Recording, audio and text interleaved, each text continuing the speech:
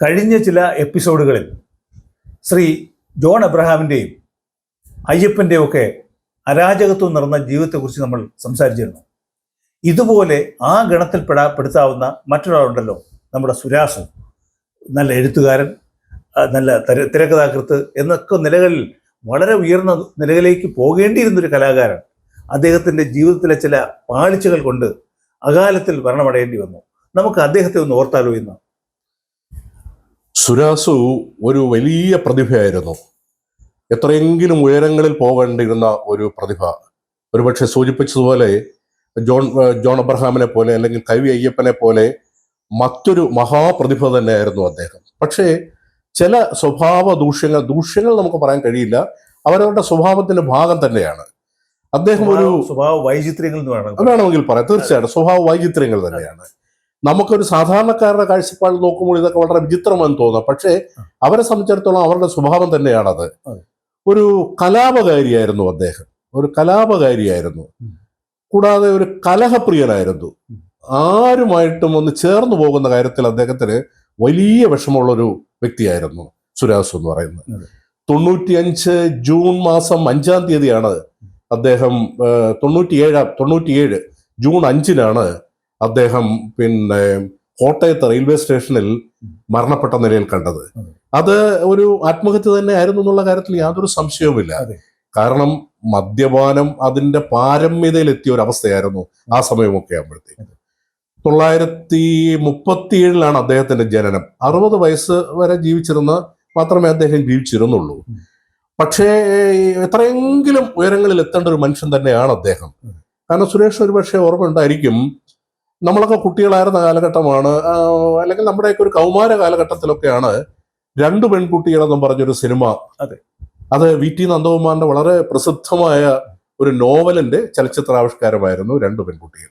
K. Mohan എന്ന് പറഞ്ഞ് ഒരു പ്രഗത്ഭന അക്കാലത്ത് മികച്ച സംവിധായകരിൽ ഒരാളായ മോഹൻ സംവിധാനം ചെയ്തതാണ് ഈ 2 പെൺകുട്ടികൾ. ഈ 2 പെൺകുട്ടികളുടെ തിരക്കഥ എഴുതിയത് സുരാസു ആയിരുന്നു. ആ കഥ അക്കാലത്തിൽ ഏറ്റവും അധികം ആകേണ്ടുന്ന ഒരു കഥ. ഒരുപക്ഷെ ഒരു ലെസ്ബിയൻ പെൺകുട്ടികളുടെ കഥ അക്കാലത്ത് പറഞ്ഞ ആ ഒരു നോവൽ ചലച്ചിത്രമാക്കാൻ ധൈര്യം കാണിച്ചു അതിന്റെ നിർമ്മാതാക്കൾ. കൂടാതെ അതിന് തിരക്കഥ, അതിമനോഹരമായ ഒരു തിരക്കഥ, മികച്ച കൈയടക്കത്തോടു കൂടി ആണ് അദ്ദേഹം സുരാസു ചെയ്തത്. ആ തിരക്കഥ കണ്ടിട്ട് അദ്ദേഹത്തിന് ധാരാളം സിനിമാ സംവിധായകരും നിർമ്മാതാക്കളും ഒക്കെ അദ്ദേഹത്തിനെ തേടി വന്നിട്ടുണ്ട്. തുടർന്ന് അദ്ദേഹം ശംഖുപുഷ്പം എന്ന് പറഞ്ഞ് ബേബിയുടെ ഒരു ചിത്രം വന്നുണ്ടായിരുന്നു. അതും മനോഹരമായ ഒരു ചിത്രമായിരുന്നു. തിരക്കഥ അതൊക്കെ നല്ല ശ്രദ്ധിക്കപ്പെട്ട തിരക്കഥയായിരുന്നു. ഒരുപക്ഷെ ഇന്ന് പിൽക്കാലത്ത് പത്മരാജനും ഒക്കെ എഴുതിയതുപോലെ ഉള്ള അതിലും നിലവാരം പുലർത്തിയ തിരക്കഥകളാണ്. പക്ഷെ വളരെ വളരെ കുറച്ച് രചനകളെ അദ്ദേഹം നടത്തിയുള്ളൂ. അതുപോലെ അഭിനയിക്കുന്നവരും നിർമാല്യത്തിൽ അഭിനയിച്ചിരുന്ന ആളാണ്. MTയുടെ നിർമാല്യത്തിലൊക്കെ അഭിനയിക്കുക എന്ന് പറഞ്ഞു കഴിഞ്ഞാൽ ഒരു ചെറിയ കാര്യമല്ലല്ലോ. അങ്ങനെ അഭിനയിച്ച് തുടങ്ങിയ ഒരു വ്യക്തിയായിരുന്നു അക്കാര്യം. പക്ഷേ നിർഭാഗ്യവശാൽ ഇതൊന്നും അദ്ദേഹത്തെ തുടർന്നു പോകാൻ കഴിഞ്ഞില്ല. MTക്ക് ഏറ്റവും ഇഷ്ടപ്പെട്ടുള്ള ഒരു നടനായിരുന്നു അദ്ദേഹം. MT ഒരിക്കൽ പറയുകയും ചെയ്തിട്ടുണ്ട്, സത്യന് ശേഷം ഞാൻ കണ്ടിട്ടുള്ള ഏറ്റവും പ്രഗത്ഭനായിട്ടുള്ള മികച്ച നടന്മാരിൽ ഒരാളാണ് ഈ സുരാസു എന്ന് പറയുന്നത്. അങ്ങനെ MTയുടെ വായിൽ നിന്നും അതൊക്കെ വരിക എന്ന് പറഞ്ഞു കഴിഞ്ഞാൽ അദ്ദേഹത്തിന്റെ പ്രതിഭയുടെ അടയാളപ്പെടുത്തൽ തന്നെയാണ് അത്. പിന്നെ നമ്മുടെ സിനിമാ നടൻ സുകുമാരനുമായിട്ടൊക്കെ വളരെ അടുപ്പമുണ്ടായിരുന്നു. സുകുമാരന് ശരിക്കും ഇദ്ദേഹത്തിൻ്റെ ഒരു ആരാധന തന്നെ ആയിരുന്നു എന്നാണ് പറയുന്നത്. നിർമ്മാല്യത്തിൽ അവർ ഒരുമിച്ച് അഭിനയിച്ചു. പിന്നെ സുകുമാരൻ അഭിനയിച്ചിട്ടുള്ള ഈ നിരവധി ചിത്രങ്ങളിൽ, ശംഖുപുഷ്പം പോലുള്ള ചിത്രങ്ങളിലൊക്കെ തന്നെ അതിലൊക്കെ അദ്ദേഹം തിരക്കഥയൊക്കെ എഴുതുന്നതുകൊണ്ട് വളരെ നല്ല ഇതായിരുന്നു. 10-25 ചിത്രങ്ങളിലും സുരാസു അഭിനയിച്ചിട്ടുണ്ട്. നല്ല ഒരു നാടകകൃത്തും കൂടെയാണ് അദ്ദേഹം. നല്ല നാടകകൃത്താണ്. പക്ഷെ അവിടെയും അദ്ദേഹം കൂടുതൽ നാടകങ്ങൾ എഴുതിയില്ല എന്നുള്ളതാണ് സത്യം. അദ്ദേഹത്തിന്റെ ഒരു വിശ്വരൂപം എന്ന് പറഞ്ഞൊരു നാടകത്തിന് 1977 കേരള സാഹിത്യ അക്കാദമിയുടെ അവാർഡ് കിട്ടിയതാണ് ഈ വിശ്വരൂപം. അതിനു മുമ്പ് ഈ നാടകം ഇദ്ദേഹം തന്നെ രംഗത്ത് അവതരിപ്പിച്ചിട്ടുണ്ട്. MT വാസുദേവൻ നായർ പ്രധാന ജഡ്ജായിട്ടിരുന്നു. ഈ സുരാസുവിന്റെ യഥാർത്ഥ പേര് ബാലഗോപാല കുറുപ്പെന്നായിരുന്നു. ബാലഗോപാല കുറുപ്പെന്നാണ്. അദ്ദേഹം ബർമയിലാണ് ജനനം. നല്ല ഒരു പശ്ചാത്തലത്തിലൂടെ വളർന്നു വന്ന ഒരു വ്യക്തിയാണ്. പക്ഷെ നിർഭാഗ്യവശാൽ അച്ഛനയുടെ ബർമ ഗവൺമെന്റ് ഉദ്യോഗസ്ഥനായിരുന്നു എന്നാണ് കേട്ടിട്ടുള്ളത്. അതെ. ബർമ റോയൽ പിന്നെ ഫോറിൻ സർവീസിലായിരുന്നു അച്ഛൻ. ഈ സുരാസുവും കുറെ നാൾ കഴിഞ്ഞ ഈ നമ്മുടെ എയർഫോഴ്സിലൊക്കെ വർക്ക് ചെയ്തിട്ടുണ്ട്. അപ്പൊ ആ ഒരു പട്ടാള ചിട്ടയൊക്കെ രക്തത്തിലും ജീവിതത്തിൽ പാലിച്ചു വരേണ്ട ഒരു മനുഷ്യനായിരുന്നു. പക്ഷേ സുരാസുവിന്റെ ഭാര്യ ISROയിൽ ഒരു ഉദ്യോഗസ്ഥയൊക്കെ ആയിരുന്നു. അങ്ങനെ വളരെ നല്ല രീതിയിൽ വന്നയാളാണ്. പക്ഷേ ഈ മനസ്സിൽ ഈ കലാപം, അതായത് ചെയ്യുന്നതിനോട് പരിപൂർണത, നമ്മൾ എന്താ പറയുന്നത് ഇംഗ്ലീഷിൽ പെർഫെക്ഷൻ എന്നൊക്കെ പറയില്ലേ, ഏറ്റവും പെർഫെക്റ്റ് ആയിട്ട് ചെയ്യുക. അതുകൊണ്ടാണ് അദ്ദേഹം പലപ്പോഴും എഴുതാനിരുന്നാൽ അദ്ദേഹത്തെ എഴുത്ത് പൂർത്തിയാകാതിരിക്കാൻ ഒരു വ്യഗ്രത ഉണ്ടായിരുന്നു. കാരണം ആക്കപ്പെടുന്ന രചന അദ്ദേഹം ഉദ്ദേശിക്കുന്ന പോലെ ഏറ്റവും ഉദാത്തമായ ഒരു കൃതി ആയിരിക്കണം എന്ന് അദ്ദേഹത്തിന് നിർബന്ധം ഉണ്ടായിരുന്നു. ആ ഉദാത്തമായ ലെവലിൽ എത്തിയില്ലെങ്കിൽ ആ ഒരു വിഷമം, ആ ഒരു അവസ്ഥ സഹിക്കുവാനുള്ള സഹനശേഷി സുരാസുനില്ലായിരുന്നു. അതുകൊണ്ട് കലാപം ഉണ്ടാക്കി എങ്ങനെങ്കിലും ഏൽപ്പിക്കുന്ന ജോലി ചെയ്യാതിരിക്കുക എന്നൊക്കെ ഉള്ളത്. നിരവധിയായ ഞാൻ കേട്ടിട്ടുള്ളത് IV ശശിയുടെയൊക്കെ തുടക്ക കാലഘട്ടത്തിൽ IV ശശി പോലും ഇദ്ദേഹത്തിൻ്റെ അടുത്ത് ഒരു അപേക്ഷയുമായി വന്നൊരു തിരക്കഥ ആവശ്യപ്പെട്ടിട്ടുള്ളതാണ് കേൾക്കുന്നത്. നമ്മളൊന്ന് ആലോചിച്ച് നോക്കണം. പിൽക്കാലത്തൊക്കെ IV ശശി എത്രയോ ഉയരങ്ങളിൽ പോയ മനുഷ്യനാണ്. പക്ഷെ അവിടെയും ഇദ്ദേഹത്തിന്റെ ആ ഒരു ഒരു ഒരു ഒരു ഒരു ഒരു ഉള്ളിലെ ആ ഒരു ധിക്കാര ഭാവം അത് IV ശശിയുമായിട്ട് സഹകരിക്കാൻ ഇദ്ദേഹത്തെ അനുവദിച്ചില്ല. ഇദ്ദേഹം അന്ന് മോഹൻ ബേബി തുടങ്ങിയ ആൾക്കാരും ഒക്കെ ആയിട്ടാണ് അദ്ദേഹം സഹകരിച്ചിട്ടുണ്ട്. നമ്മുടെ മലയാളത്തിലെ പ്രമുഖനായ എഴുത്തുകാരൻ തിരക്കഥാകൃത്ത് ജോൺ പോൾ ഒക്കെ ഉണ്ടായിരുന്നു. ജോൺ പോളും ഒക്കെ ആയിട്ടാണ് ഇദ്ദേഹത്തിന് ഏറ്റവും അധികം അടുപ്പം. അവരുമായിട്ടുള്ള അടുപ്പം കൊണ്ട് IV ശശി ക്ഷണിച്ചപ്പോൾ ഇദ്ദേഹം പറഞ്ഞതായിട്ട് കേട്ടിട്ടുള്ളത്, IV ശശി താങ്കൾ ആദ്യം ഒരു മികച്ച സംവിധായകനാകാനുള്ള ബാലപാഠങ്ങൾ ഈ ബേബിയുടെ അടുത്തും മോഹന്റെ അടുത്തും ഒക്കെ വന്നത് പഠിച്ചിട്ട് താങ്കളിൽ ഒരു സംവിധായകൻ ഉണ്ടെന്ന് എനിക്ക് ബോധ്യപ്പെടുന്ന സമയത്ത് ഞാൻ താങ്കൾക്ക് വന്ന് കഥ എഴുതുന്നതിനെ കുറിച്ച് ആലോചിക്കാം എന്ന് വരെ മറുപടി പറഞ്ഞൊരു വ്യക്തിയാണ്. അപ്പോൾ നോക്കണം ആ മനസ്സിന്റെ, ഒന്നുകിൽ അത് അതിന് കടന്ന ആത്മവിശ്വാസം, അല്ലെങ്കിൽ അഹങ്കാരം, അല്ലെങ്കിൽ ധിക്കാരം, എന്താണ് നമുക്കറിയില്ല, അങ്ങനെ പറഞ്ഞു. പക്ഷെ പിൽക്കാലത്ത് ഇദ്ദേഹം അത് മനസ്സിലാക്കിയെന്നാ പറയാം. പിൽക്കാലത്ത് IV ശശി ധാരാളം വളർന്നു, ഒരുപാട് വളർന്നു. പക്ഷെ ഇദ്ദേഹത്തിന് ഒന്നും ആകാൻ കഴിഞ്ഞില്ല. പക്ഷെ ഈ അടുത്ത സുഹൃത്തുക്കളോട് അദ്ദേഹം പറഞ്ഞു, എനിക്കതിൽ കുറ്റബോധമുണ്ട്, ഞാൻ അങ്ങനെ പറയാൻ പാടില്ലായിരുന്നു. വെറും കച്ചവട സിനിമയുടെ പാത പിന്തുടർന്നു പോകുന്ന ഒരു സംവിധായകനായി ശശി മാറുന്നു എന്ന് കണ്ടതിലുള്ള എനിക്കുള്ള അമർഷം കൊണ്ടാണ്. പക്ഷെ അദ്ദേഹത്തിൽ ധാരാളം സർഗസിദ്ധിയുണ്ട്. അദ്ദേഹത്തിന് ഇതുപോലുള്ള മികച്ച ബേബിയുടെ അടുത്തോ മോഹന്റെ അടുത്തോ ഒന്നും വന്ന് സംവിധാനത്തിന്റെ ബാലപാഠങ്ങൾ പഠിക്കേണ്ട കാര്യമില്ലാത്ത ഒരു പ്രതിഭയാണ് എന്ന് എനിക്ക് മനസ്സിലായിട്ടുണ്ട്. ഇനി ഒരു അവസരത്തിൽ ഞാൻ അദ്ദേഹത്തെ കാണുകയാണെങ്കിൽ തീർച്ചയായിട്ടും ഞാൻ അതിന് മാപ്പ് ചോദിക്കും എന്ന് പറഞ്ഞു. അപ്പൊ അങ്ങനെ ഒരു നല്ല മനസ്സും അദ്ദേഹത്തിന്റെ ഇതിലുണ്ട്. പിന്നെ പേരിന്റെ വൈചിത്രം പറഞ്ഞല്ലോ, സുരാസു എന്ന് പറഞ്ഞാൽ അതിന്റെ അർത്ഥം മദ്യപാനി എന്നാണ്. അദ്ദേഹം സ്വയം സ്വീകരിച്ച പേരാണ്. സുരന്റെയും അസുരന്റെയും ഭാവങ്ങൾ ഉള്ളവൻ, സുരപാനം ചെയ്യുന്നവനെന്നും പറയാം. അങ്ങനെ പറയാം. ദേവാസുര ഭാവമുള്ളവൻ, സുരപാനം ചെയ്യാൻ. പക്ഷെ കൂടുതലും ഇതാണ്. അതിലും വളരെ വിചിത്രമായത് കേട്ട് ഇദ്ദേഹം വേറൊരു തുലിയാനാമം സ്വീകരിച്ചിരുന്നു എന്നാണ് പറയുന്നത്. പരേതൻ എന്നാണ് തുലിയാനാമം സ്വീകരിച്ചിരുന്നത്. ഒന്ന് ആലോചിച്ചോ, പരേതൻ. പിന്നെ അടുത്ത സുഹൃത്തുക്കൾ എന്ന് പറയാൻ എണ്ണത്തിൽ കുറവാണ്. പക്ഷെ ഈ ജോൺ പോളും മോഹൻ ബേബി തുടങ്ങിയ ആൾക്കാരെന്തോ നിർബന്ധിച്ചിട്ട് അതൊരിക്കലും സ്വീകരിക്കരുത്, അങ്ങനെ ഒരു തുലിയാനാമം വേണ്ട എന്ന് പറഞ്ഞിട്ടാണ് അദ്ദേഹം ഈ സുരാസു എന്ന് പറഞ്ഞ ഒരു തുലിയാനാമത്തിലേക്ക് പോകുന്നത്. ഒരു വലിയൊരു പ്രതിഭയായിരുന്നു. കേട്ടിട്ടുള്ളത്, നമുക്കൊന്നും അദ്ദേഹത്തിന്റെ അങ്ങനെ നല്ലത് കാണാൻ പ്രകടനങ്ങളൊന്നും കാണാൻ കഴിഞ്ഞിട്ടില്ല. പക്ഷേ 10-25 ചിത്രങ്ങളിൽ അഭിനയിച്ചിട്ടുണ്ട്.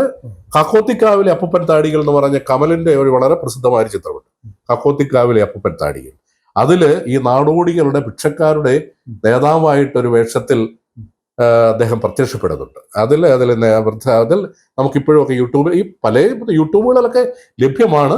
ആ കാക്കോത്തിക്കാവിലെ ചിത്രത്തിൽ ഞാൻ കണ്ട ഓർമ്മയുണ്ട്. പക്ഷെ ആ കഥാപാത്രം കണ്ടപ്പോഴേ എന്റെ മനസ്സിൽ പതിഞ്ഞിരുന്നു. പക്ഷെ പിന്നെയാണ് അത് സുരാസു ആയിരുന്നു എന്ന് ഞാൻ അറിയുന്നത് സംഗതി.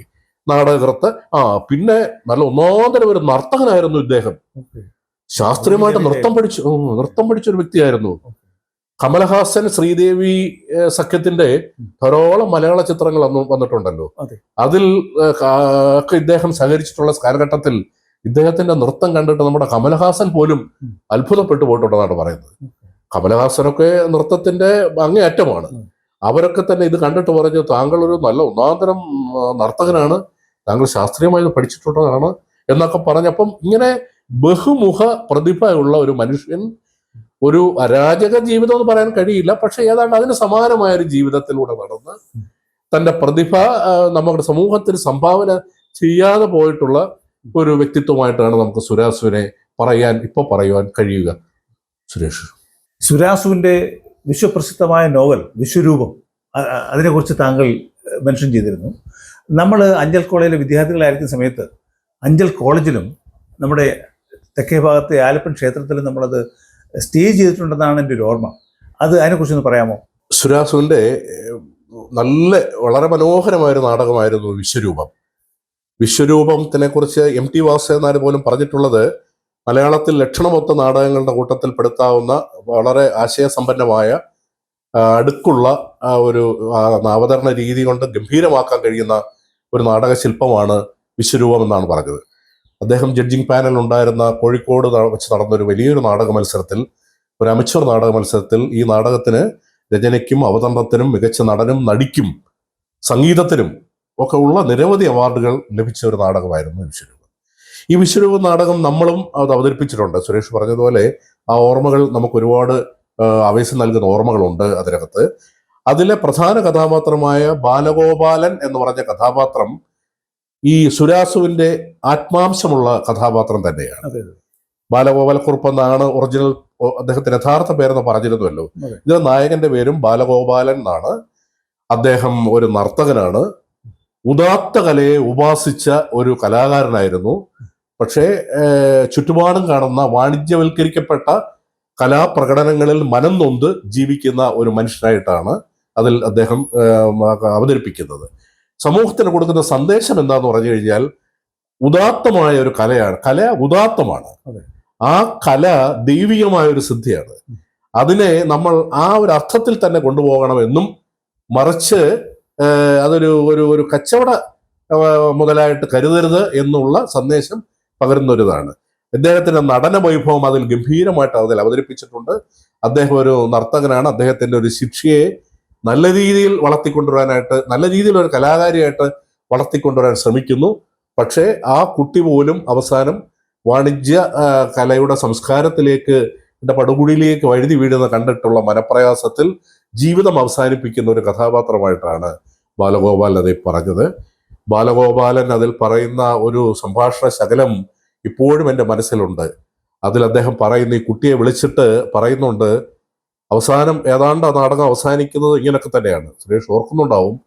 അതിൽ ആ കുട്ടിയെ വിളിച്ചിട്ട് പറയുന്നുണ്ട്, കുട്ടി, കല ദുഃഖമാണ്, നൃത്തവും വാദ്യവും ഗാനവും എല്ലാം വെറും വിദ്യകളാണ്, ദുഃഖമാണ് കല, ആ ദുഃഖത്തിൻ്റെ വിശ്വരൂപമാണ് ഞാൻ എന്ന് പറഞ്ഞിട്ട് എനിക്ക് ഈ സമൂഹത്തോട് പറയണം. ഇപ്പൊ കുടിക്കുന്നവരെല്ലാം ചോദിക്കുന്നത് എന്താണെന്ന് പറഞ്ഞു.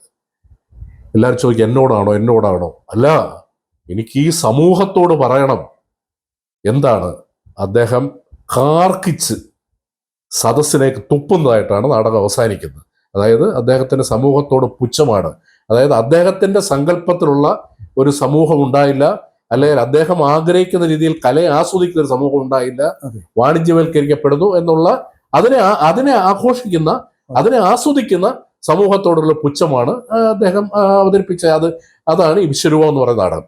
മാത്രമല്ല, ഈ വിശ്വരൂപം നാടകം അദ്ദേഹം ആദ്യ കാലഘട്ടത്തിൽ എഴുതിയിട്ട് നിരവധിയായ അവാർഡുകൾ കിട്ടിക്കഴിഞ്ഞപ്പോൾ വേറെ ഏതോ ഒരു നാടകകൃത്ത്, എറണാകുളത്തോ മട്ടാഞ്ചേരിയിലോ മറ്റോ ഉള്ള ഒരു നാടകകൃത്ത്, ഇത് അദ്ദേഹത്തിന്റെ തന്നെ ഇത് മൗലികമായ രചനയല്ലെന്നും ഈ നാടകകൃത്തിന്റെ സൃഷ്ടിയാണെന്നും അതിന്റെ ഒരു പകർത്തെഴുത്തായിട്ടാണ് ഇതുള്ളതെന്നും പറഞ്ഞ് വിധികർത്താവായ MT വാസുദേവനെ സമീപിച്ചതെന്നാണ് പറയുന്നത്. അപ്പോൾ MT പറഞ്ഞു, ഇനിയൊന്നും ചെയ്യാൻ കഴിയില്ല, അങ്ങനെ എന്തെങ്കിലും ഉണ്ടെങ്കിൽ നിങ്ങൾ നിങ്ങളുടെ വഴിയിലേക്ക് തീർക്കുക, ഇവിടെ എല്ലാം വിധി പ്രഖ്യാപനം എല്ലാം ആയിക്കഴിഞ്ഞിരിക്കുകയാണ്, ഇനി എനിക്ക് ഇതിനകത്ത് ഇടപെടാൻ സാധിക്കില്ല എന്ന് പറഞ്ഞു പോയി.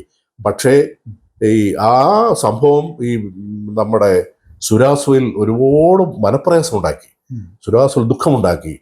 അന്ന് അദ്ദേഹം ആ പേനയുടെ നിബ്ബ് കുത്തിയൊടിച്ചിട്ട് പറഞ്ഞു, ഞാൻ ഇനി നാടകരചന നടത്തുന്നില്ല, ഇനി ഞാൻ ഒരു നാടകം എഴുതുന്നില്ല എന്ന് പറഞ്ഞ് നിബ്ബൊടിച്ച് പ്രതിഷേധിച്ചു. പക്ഷേ പിൽക്കാലത്ത് ഇദ്ദേഹവുമായിട്ട് പരിചയമുള്ള മോഹൻ റൂട്ടുള്ള സംവിധായകർ, ബേബി, ജോൺ പോൾ തുടങ്ങിയ സംവിധായകരൊക്കെ തന്നെ പറഞ്ഞത് തീർച്ചയായിട്ടും അത് ആ വാദഗതി ഒരു അവകാശവാദമായിട്ട് കൊണ്ടുവന്ന തെറ്റ് തന്നെയാണ്. ഇത് സുരാസുവിന്റെ 100% മൗലികമാണ്. കാരണം അദ്ദേഹത്തിന്റെ ആത്മാംശമുള്ള കഥാപാത്രമാണ് ഇതിൽ ബാലഗോപാൽ. പേര് പോലും അങ്ങനെ തന്നെയാണ് വന്നിരിക്കുന്നത്. അതുകൊണ്ട് ഒരിക്കലും അതൊരു അനാവശ്യമായ ഒരു അവകാശവാദമാണ് എന്ന് പറഞ്ഞൊരു സംഭവമുണ്ട്. ഏതായാലും നമുക്ക് ഇദ്ദേഹത്തിന്റെ പ്രതിഷേധത്തിലൂടെ നമുക്ക് നഷ്ടപ്പെട്ടത് ഒരു വലിയൊരു നാടകത്തിനെ നമുക്ക് നഷ്ടപ്പെട്ടു. അതെ അതെ അതെ, വലിയൊരു കലാകാരൻ നഷ്ടപ്പെട്ടു. നടൻ, നർത്തകൻ, തിരക്കഥാകൃത്ത്, സിനിമാ നടൻ, അങ്ങനെ വിവിധ സംഘാടകൻ ഒക്കെ ഉള്ള ഒരു വ്യക്തിയായിരുന്നു അദ്ദേഹം. പക്ഷെ അങ്ങനെ ഒരു വലിയൊരു നഷ്ടമുണ്ടായി. 97 കോട്ടയം റെയിൽവേ സ്റ്റേഷനിൽ ഒരു അനാഥപ്രേതം ആയിട്ട് ഇങ്ങനെ കിടന്നു. അനാഥം എന്ന് പറയാൻ കഴിയില്ല, അദ്ദേഹത്തെ തിരിച്ചറിഞ്ഞു. നമ്മുടെ MG സോമൻ അപ്പോഴത്തെ മരണപ്പെട്ടിരുന്നു. ഈ ബാലഗോപാൽ എന്ന് പറഞ്ഞ വിശ്വരൂപത്തിലെ കഥാപാത്രത്തിനുണ്ടായ അവസാനം മദ്യത്തിൽ വിഷം ചേർത്ത് കഴിച്ച് മരിച്ച ഒരു കഥാപാത്രത്തിന്റെ അവസാനം ആയിരുന്നു നാടകത്തിൽ അദ്ദേഹം അവതരിപ്പിച്ചെങ്കിൽ സ്വന്തം ജീവിതത്തിലും ആ ഒരു നാടകാന്ത്യത്തിന്റെ ആവർത്തനം ഇവിടെ കണ്ടു. അത് കണ്ട് വന്ന് നമ്മുടെ MG സോമൻ അത് മനസ്സിലായി. അദ്ദേഹം യാദർച്ഛ്യ കണ്ടതാണ്. തുടർന്ന് നടപടികളൊക്കെ അങ്ങനെ സംഭവങ്ങളൊക്കെ നടന്നു. അങ്ങനെ സുരാസു എന്ന് പറഞ്ഞ മഹാപ്രതിഭ നമ്മൾക്ക് നഷ്ടപ്പെട്ടു.